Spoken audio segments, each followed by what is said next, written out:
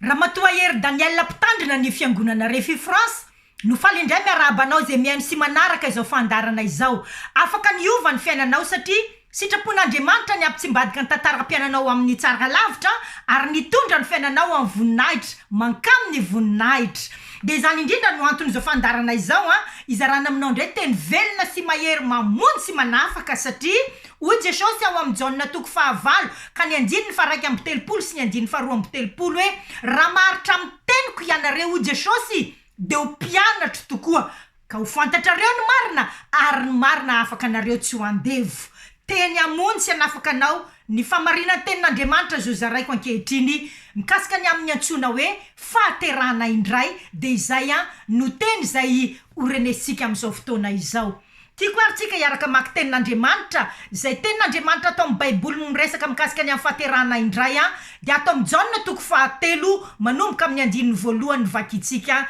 amin'ny anaran'i Jesosy. Ary nisy fariseo anankiray atao hoe Nikodemosy mpanapaka tamin'ny Jiosy. Izy nakao amin'ny Jesosy no nialina ka nanao taminy hoe rabio fantatray fa mpampianatra avy amin'Andriamanitra ianao fa tsy misy mihitsy olona mahay manao an'izao famantarana ataonao zao raha tsy Andriamanitra ny momba azy. Jesosy namaly ka nanao taminy hoe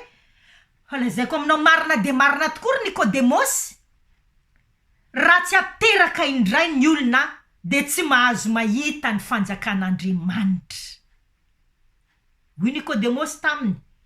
ataon'olona ahoana no ateraka rehefa lehibe moa mahazo miditra ny kibondreniny indray va izy ka ateraka? Jesosy namaly hoe lazaiko aminao marina de marina tokoa raha misy olona tsy ateraky ny rano sy ny fanahy de tsy mahazo miditra amin'ny fanjakan'Andriamanitra izy. Zay ateraky ny nofo de nofo, izay ateraky ny fanahy de fanahy. Azagaga noho ny ilazako taminao hoe tsy maintsy ateraka indray ianareo. Ny rivotra mitsoka amin'izay tiny ary renao ny feoany nefa tsy fantatrao zay iavinina zay aleny de tak zany zay rehetra ateraky ny fanahy. Nikodemosy namaly ka nanao taminy hoe atao ahoana no ahatonga izany zavatra zany? Jesosy namaly ka nanao taminy hoe ianao va no mpampianatra ny Israely ka tsy malala izany zavatra izany? Izay tenin'Andriamanitra izay de ahitantsika an Jesosy Kristy izay manambara mazava fa raha tsy ateraka indray ny olona de tsy mahazo mahita ny fanjakan'Andriamanitra. Riavana fantaniana apetraka amiko sy aminao ankehitriny hoe efa nateraka indray ary ve ianao? Efa nateraka indray ve ianao? De mety betsaka no mamaly zany fanontaniako zany avy hatrany angamba hoe normal be mihitsy raha ohatra ka hoe olona efa nateraka indray satria dadabe anange izy nanaongana ny fiangonana any ambanivohitra izy mihitsy ny nandony vola rehetra nanaovana ny trano fiangonana sy ny vadi-trano-piangonana. De mety misy mamaly keo angamba zay maheno ankehitriny hoe za olona efa mpiangona isaka ny alahady za efa manana andraikitra tak zao sy tak zao ao amin'ny fiangonana izay fandehananay sy efa nitaizananay hatramin'ny fahakely zany ny efa ataoko sy taterahako ahoana moa tsy hoe nateraka indray amin'izany. De mety misy koa angamba mety mieritreritra hoe zay efa natao batisa tamin'ny mbola kely zay ange ny fahaterahana indray ny fanaovana batisa ny olona tamin'ny mbola kely de zay no antsoina hoe mety misy olona manana izany fisainana sy zany eritreritra izany ary zany no amalinao ny fanontaniako angamba hoe efa nateraka indray ve ianao? Riavana ny tenin'Andriamanitra zay ny rahantsika namaky teo de manazava be fa ny fahaterahana indray de tsy araka zany zavatra zay nitany saky teo izany akory. Ary ny fahaterahana indray de tsy hoe akory aitraitra mpivavahana na aingitraingitra fotsiny natao toriana sy ho zaraina amin'ny olona na hoe koa ny fahaterahana indray dia fampianarana vaovao fotsiny zay netiny atoko-pinoana sy atoko-pivavahana taty oriana netiny reny sekta isan-karazany reny no nitondra sy nampianatra izany fahaterahana indray izany. Tsy izany ny fahaterahana indray. Ny fahaterahana indray raha araka ny vakitsika teo ny soratra masina de averiko indray mandeha hoe fepetra anankiray izay natao lalovan'ny fiainan'ny olona atonga azy tena iditry ny lanitra, iditry ny fanjakan'Andriamanitra anana antoka ny amin'ny fidirana amin'ny fanjakan'Andriamanitra zany hoe tsy haitsaitra-pivavahana ny fahaterahana indray na hoe fampianarana vaovao fotsiny hoe tina toko-pinoana taty aoriana sy atoko-pinoana zay vaovao taty aoriana vao niseho taty aoriana tsy zany ny fahaterahana indray ry havana fa hoy Jesosy hoe raha tsy ateraka indray ny olona de tsy mahita tsy afaka ny ahita ny fanjakan'Andriamanitra fepetra anankiray zany zay tena natao lalova ny fiainan'ny olona natao lalovanao zay miaino ahy ankehitriny ny fahaterahana indray na koa hoy ny filazan'ny baiboly azy hoe fahaterahana avy any ambony né d'en haut naître de nouveau la nouvelle naissance fahateram-baovao zany rehetra zany de afaka hanazavana amintsika ny amin'ny antsoina hoe fahaterahana indray inona ary ny antsoina hoe fahaterahana indray ao amin'io Jaona 4 manomboka amin'ny andininy 5 io Jesosy dia manazava fa raha misy olona tsy ateraky ny rano sy ny fanahy de tsy mahazo miditra amin'ny fanjakan'Andriamanitra izy ny antsoina hoe nateraka indray zany ny olona dia nateraky ny rano sy nateraky ny fanahy ahoana ary zany atao hoe nateraky ny rano ao amin'ny soratra masina ry havana Efesianina 5 de ny andininy 9 de manazava sy milaza fa ny tenin'Andriamanitra no rano manasa manamasina manadio Efesianina 5 de ny andininy 5 azafady de ny andininy 9 de ao amin'ny Jaona ihany koa 5:10 ka ny andininy 7 de voasoratra fa efa mahadio raha teo isika hoy Jesosy hoe efa mahadio raha teo ianareo no ny teniko izay nolazaiko taminareo zany hoe ny soratra masina de manazava fa ny tenin'Andriamanitra no rano manadio manamasina manafaka atsika amin'ny loto ota amin'ny fiainan-dratsy isan-karazany ao amin'ny Petera 1 de tiako rahantsika mamaky ihany ko ny andininy 7 de zao ny voasoratra hoe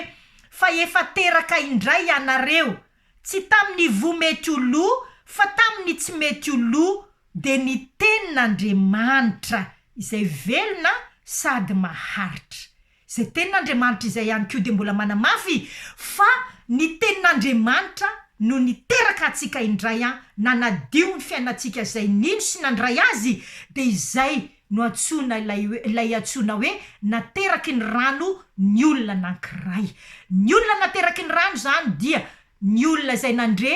ny tenin'Andriamanitra ny amin'ny fitiavan'Andriamanitra ny amin'ny vaovao mafaly ny filazantsara de nandray zany izy de nanova ny fony sy ny fiainany sy ny fomba fisainany zany ary de narany sy nakatoaviny ary dia mizotra ho amin'ny fiainam-baovao manaraka ny tenin'Andriamanitra ny fiainana nanomboka tamin'izay fotoana zay nandraisan'ny tenin'Andriamanitra izay de izay no atsona hoe nateraky ny rano ny olona anankiray nateraky ny tenin'Andriamanitra de nateraky ny fanahy kosa indray ary ahoana ao amin'ny Jaona 1 de ny andininy 2 sy ny andininy 7 de voasoratra fa zay rehetra nandray an'i Jesosy zay rehetra nandray ilay teny tonga nofo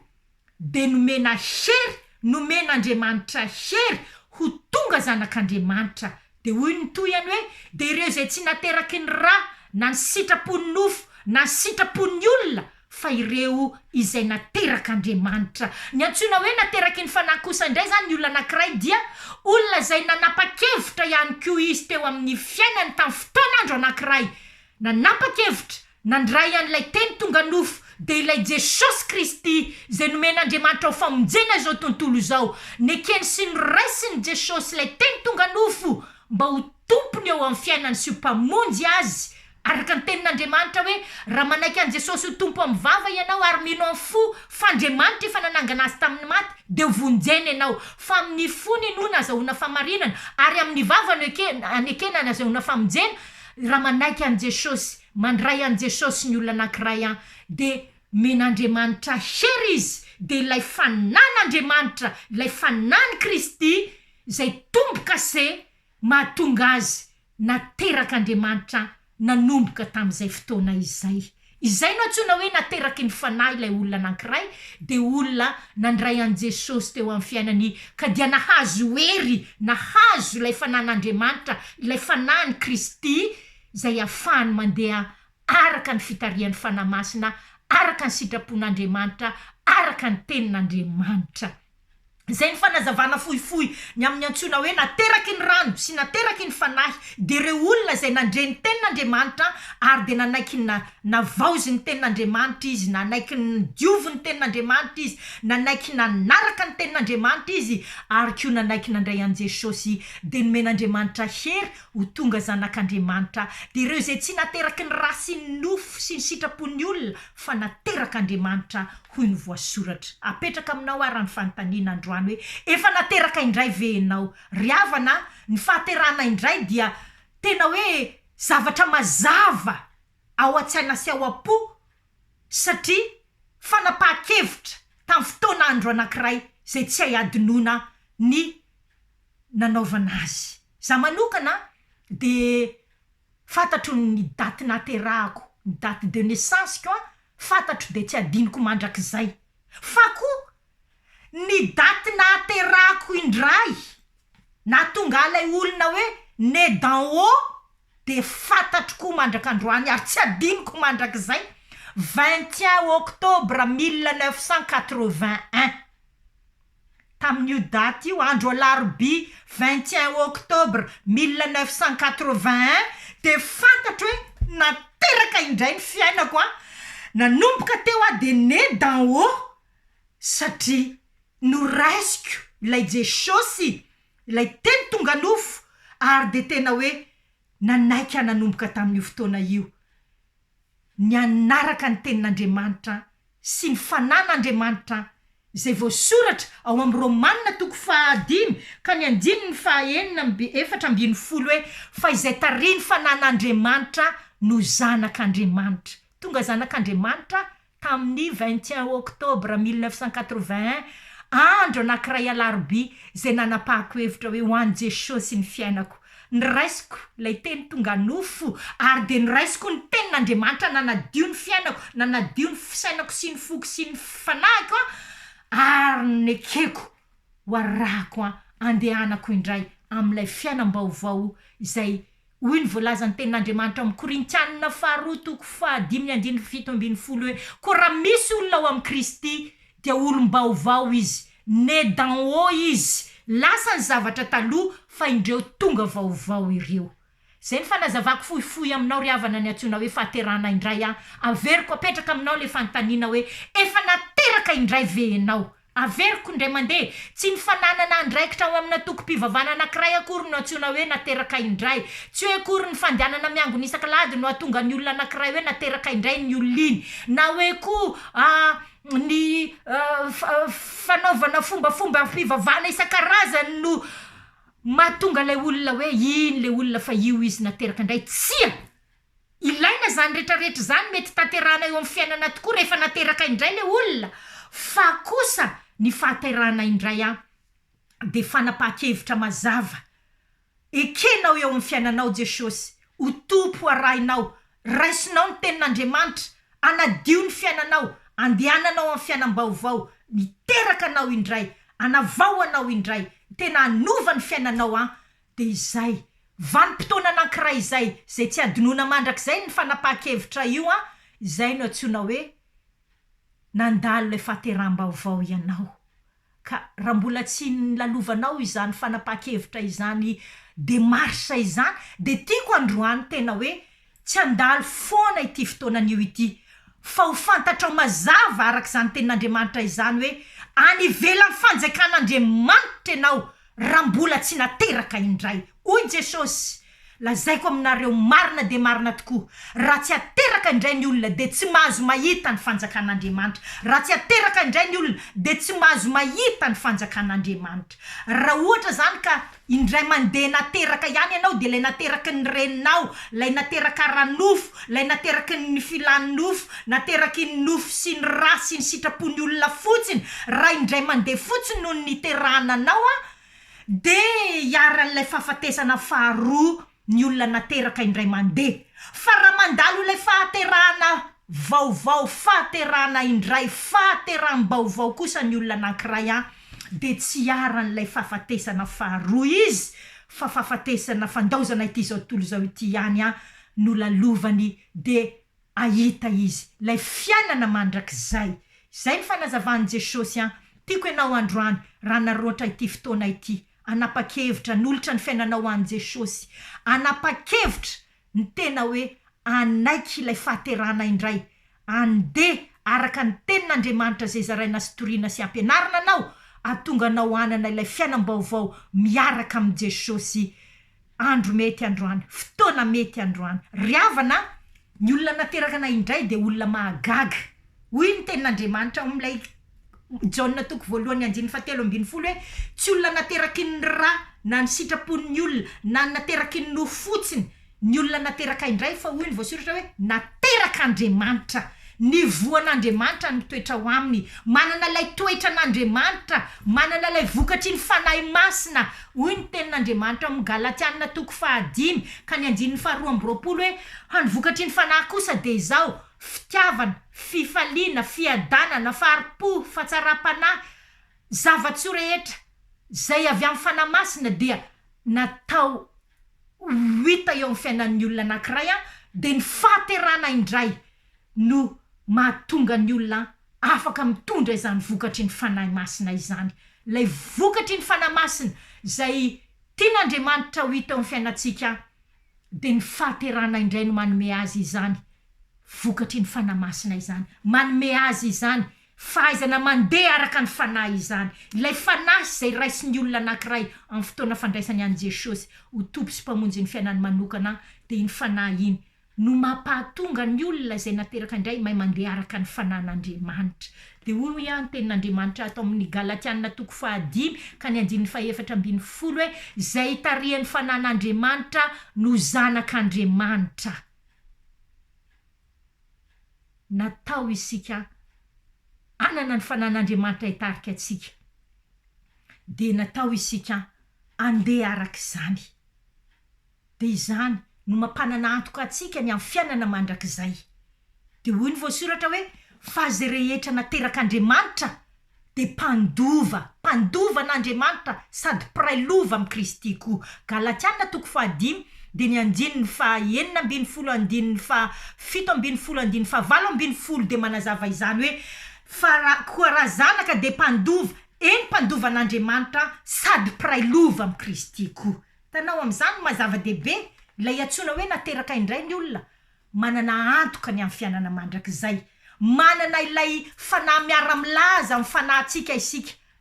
hoe zanak'Andriamanitra isika afahantsika miantso an'Andriamanitra hoe raha eo dado zanaka tianao zanaka maminao de fantatrao ve ny avantage manokany ny olona atsona hoe zanak'Andriamanitra hoy ny tenin'Andriamanitra any amin'ny Isaia toko 5:20 hoe koa ny zanako sy ny asan'ny tanako i Andriamanitra de aoka ho adidiko sy andraikitro ihany ary raha zanaka de mpandova eny sady mpandovan'Andriamanitra no piray lova amin'ny Kristy koa apetraka aminao indray mandeha ary lay fanontaniana riavana hoe efa nateraka indray ve ianao efa tonga zanak'Andriamanitra ve ianao efa nilalovanao ve le hoe né d'en haut naître de nouveau nandalo lay nouvelle naissance ve ianao raha tsy ny valiny de androany fotoana mety tsy maninona ny hoe ka zay rehetra efa fotoana ny naniko tany am-piangonana zay ve de tsy consideren'Andriamanitra mazava ny voasoratra zay rehetra tsy nateraky ny rano sy ny fanahy zay rehetra tsy nateraka indray de tsy mahazo mahita ny fanjakan'Andriamanitra tsy tara ianao androany raha nandre zao tenin'Andriamanitra zao no manapa-kevitra fotoana mety ho iaho mamerina ihany aho anio anapahanao hevitra andraisanao an' Jesosy anapahanao hevitra anara-dia azy marina anapahanao hevitra mpanjaka azy eo amin'ny fiainanao tokoa anapahanao hevitra andeha araka ny tenin'Andriamanitra ka anadio anao ny tenin'Andriamanitra anavao ny fiainanao ny tenin'Andriamanitra manapa-kevitra ianao androany de hirotsaka ao aminao ny herin'Andriamanitra zay rehetra nandray azy de nomeny hery ho tonga zanak'Andriamanitra de izay mino ny anarany de ireo zay tsy nateraky ny ra na ny sitrapon'ny olona na ny sitrapon'ny nofo fa naterak'Andriamanitra ivavaka ho anao fiainana mahagaga ny fiainan'ny olona nandray an Jesosy, fiainana mahagaga ny fiainan'ny olona zanak'Andriamanitra, fiainana mahagaga ny fiainan'ny olona nateraka indray, natao aso ho anao izany a. Fiainana mahagaga, manana ilay Andriamanitra nahary ny lanitra sy ny tany ianao ho rainao, ary manana n'Andriamanitra ilay mahay manao ny zava-drehetra ianao, ho mpamonjy ianao amin'ny andro fahoriana. Tsy miaina irery mandeha irery intsony ianao amin'izao fiainana izao na miady irery, fa manana ilay Jesosy nitsangana tamin'ny maty, nandresy ny herin'ny fahafatesana, miady ny adinao, mandroso eo anohanao, mandravona amin'ny kitontaona, manapatapaka ny edivisy ny varavarana varana, manome anao ny haren'ny firenena, mamonjy ianao amin'ny andro fahoriana. Ivavaka ho anao a, zava-dehibe ny anapahanao hevitra, andraisanao an Jesosy. Tena ho tompo sy mpamonjy ny fiainanao izy, ary markenao ny daty androany hoe anio daty anio, tsy ho adinoko mandrakizay. Tena nanaika ano ateraka indray, nanaika no ateraka avy any ambony, andray ilay herin'Andriamanitra, de nanaika nanolotra ny fiainako, anjakany zany Jesosy zany. Ivavaka ho anao a, tianao Andriamanitra, tena tianao Jesosy, fatany tsara ny fiainanao, fatany ny hafanaponao manompo, ny hafanaponao mameta manao asa soa, ny hafanaponao manao adidy amanandraikitra maro samihafa manampy ny olona, fatany daholo zany rehetrarehetra zany. Fa androany mazava be ny voasoratra, raha tsy ateraka indray ny olona de tsy mahazo mahita ny fanjakan'Andriamanitra. Ivavaka sika, manekeno ateraka indray, manapa-hevitra anara-dian'i Jesosy manomboka androany, tsy matiantoka ianao. Ivavaka ho anao a, iaraka ivavaka sika, iaraka ivavaka, avereny ny vavaka zay ataoko. Andriamanitra ô, misaotra fa tia ianao, fantatra ny fiainako rehetra, ka de manaiky ankehitriny miandray an Jesosy ho tompo sy mpamonjy ny fiainako, ary anara-dia azy amin'ny andro fiainako sisa. Manaiky no ateraka indray anio, manaiky ano andray ny tenin'Andriamanitra zay nyrenesiko ankehitriny, anadio aizako mandeha amin'ny fiainam-baovao ny tenin'Andriamanitra, ary manaiky mandray an Jesosy de mahazo hery lay fanahiny Kristy hitarika ahy anao ny sitrapon'Andriamanitra. Misaotra Andriamanitra fa ny rano Jesosy manadio aho afaka amin'ny ota rehetra, mamela ny heloko rehetra, ary manomboka androany, de tsy menatra ianao ny oraiko, manangana ho isan'ny zanak'Andriamanitra ianao, tonga ho amin'ny fanjakan'Andriamanitra, miantso sy miantoraka aminao hoe dado, raiko ianao lay rain Jesosy Kristy. Misaotra Andriamanitra fa zanaka tianao nateraka indray manomboka androany, fotoana tsy adinoko mandrakizay tianio ity, nanapahako hevitra no anisan'ny olona ao anatin'ny fanjakan'Andriamanitra. Misaotra raiko tsara amin'ny anaran'i Jesosy. Amen. De misaotra n'Andriamanitra lehibe tsika ny amin'izay vavaka zay ny rahantsika nanao fa za kosa de ivavaka ho anao ankehitriny de ao anatin'izay ko mbola afaka mitony vavaka ianao, manambara-tsotra ny fifalianao fa olom-bovonjy ianao, olona nateraka indray ianao manomboka izao, ary olom-baovao amin'ny Kristy, tonga zanak'Andriamanitra. Misaoran'Andriamanitra de miravoravo ao anatin'ny vavaka zay rahantsika manao. Misaotra Andriamanitra ny amin'izao fotoana izao zay nafahako ny vavaka ho an'ireo olona zay nandre zao tenin'Andriamanitra izao mikasika ny amin'ny fahaterana indray. Tia azy ianao matona andre izao teny izao izy, mamela ny heloko ireo zay manapa-kevitra ianao andray an Jesosy, ary misaotra fa miteraka azy indray ianao ankehitriny fiainam-baovao miaraka amin'ny Jesosy ny fiainany manomboka izao. Tahirizonao izy ireo Andriamanitra, haritra mandra-piavin'i Jesosy eny amin'ny raony lanitra, ary ny teninao ane Jesosy, ny teninao Andriamanitra, ny soratra masina ane de anadio azy ireo tokoa, tahaka ny voasoratra amin'ny Efesiana 5:5-6 hoe ny teniny manamasina azy manadio azy tahaka ny rano manasa. Misaotra raiko tsara ny amin'ny teninao zay votsy mety lo, miteraka indray ireo rehetra zay mandre zao tenin'Andriamanitra anio izao. Misaotra raiko amin'ny anaran'i Jesosy. Amen.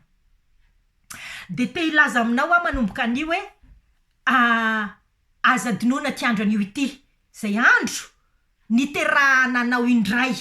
nandalo ilay fahateram-baovao ianao raha nakatotsotra izany afatra n'io izany de tiako koa ny manamafy sy manambara fa manana anjara fanasitranana ao amin'Andriamanitra ianao fanasitranana mahagaga natao anao izany manasitrana ny aretina rehetra Andriamanitra mpanasitrana ny aretina rehetra Jesosy ninona karazana aretina mety eo amin'ny fiainanao eo amin'ny tenanao androany afaka miongotra aminao izany ary tononoko ny ongotany izany eo amin'ny fiainanao miala aminao amin'ny anaran'i Jesosy ny aretina nampijaly ianao hatramin'izay tepolo ny fanahy masina ianao manomboka izao tonga zanak'Andriamanitra fiainam-baovao miaraka amin'i Jesosy fiainana mpandresy ny aretina fiainana mpandresy eo amin'ny fiainana mpandresy mandrakariva izany ny fiainanao olona né d'en haut olona nateraka indray izany ny manao anao sotran'Andriamanitra isika ny amin'izany afatra izany mandra-piona indray ary tiako manomboka an'io raha ohatra ianao ka hanokana fotoana isan'andro ivavahanao amin'Andriamanitra tsy hoe le vavaka mpinanam-bary fotsiny akory ny tokony ataonao na hoe le vavaka fotsiny alohan'ny atory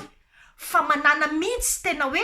fotoana tena ifandraisanao amin'i Jesosy izay le fahaterahana indray lasa misy etaeta sy voan'Andriamanitra ao anatintsika ao mahatonga antsika tsy mahay intsony miaina ilay fiainana tsy miaraka amin'i Jesosy de ny vavaka no anisan'ny fifandraisana amin'i Jesosy firesahana amin'Andriamanitra rehefa mivavaka tsika de isika no miresaka amin'Andriamanitra de manana fotoana isan'andro ivavahanao ny tsara de maraina vao mifo de mivavaka ianao alohan'ny amitanao ny asa mandraranao sy ny fiainanao ray manontolo de alohan'ny atory koa tsara raha mbola mba mivavaka ianao misaotra an'Andriamanitra ny amin'ny fiainanao manontolo sy ny arahany taminao de akoatra ny vavaka natao koa isika maky ny tenin'Andriamanitra satria ity lay voasoratra tao amin'ny Petera voalohany toko voalohany ka ny 7:7 hoe niteraka atsika indray ity lay manadio manasa atsika manadio afaka amin'ny karaza-paratsiana fiainan-dratsy isan-karazany ka tiava mamaky ny tenin'Andriamanitra azonao atomboka manomboka amin'ny Matio fa azonao atomboka koa manomboka amin'ny Genesis zava-dehibe ny amakinao azy isan'andro tahaka ny tsika mila rivotra iainana isan'andro mila oxygène ahafahantsika miaina de tahaka izany koa ny fanahinao nanomboka androany ny fanahinao teraka indray velona manana ilay firaisana sy fifandraisana amin'Andriamanitra de nataonao fahanana koa izy ny tenin'Andriamanitra sy nataonao iaina rivotra madio isan'andro de ilay vavaka no rivotry ny fanahintsika ary ny tenin'Andriamanitra no sakafo ho an'ny fanahintsika de taterao ary mamaky tenin'Andriamanitra isan'andro de mivavaka isan'andro manana fotoana ivavahana isan'andro sy manana fotoana makina tenin'Andriamanitra isan'andro de akoatra izany koa mankanesa any am-piangonana mahita fiangonana zay itory aminao sy ampianatra anao mikasika ny amin'i Jesosy sy ny fitiavan'Andriamanitra sy ny herin'Andriamanitra sy ny soratra masina zay mahatonga anao hanana fahadiovam-piainana sy fahamasinam-piainana de azonao atao tsara ny manaraka izany fotoam-pivavahana izany fiangonana izany ny tenako moa no mpitandrina ny fiangonana Refy France de afaka ho hitanao ao amin'ny Facebook sy any amin'ny YouTube sy any amin'ny site ny adresin'ny fiangonana Refy manerana izao tontolo izao ka dia izay ary no afatra ho anao indray androany mandra-piona tahin'Andriamanitra indrindra tompoko mivavaka ho anao arabaina tonga soa ao amin'ny tranon'Andriamanitra atao amin'ny fanjakan'Andriamanitra iray isika ao amin'ny Kristy tahin'Andriamanitra ary tompoko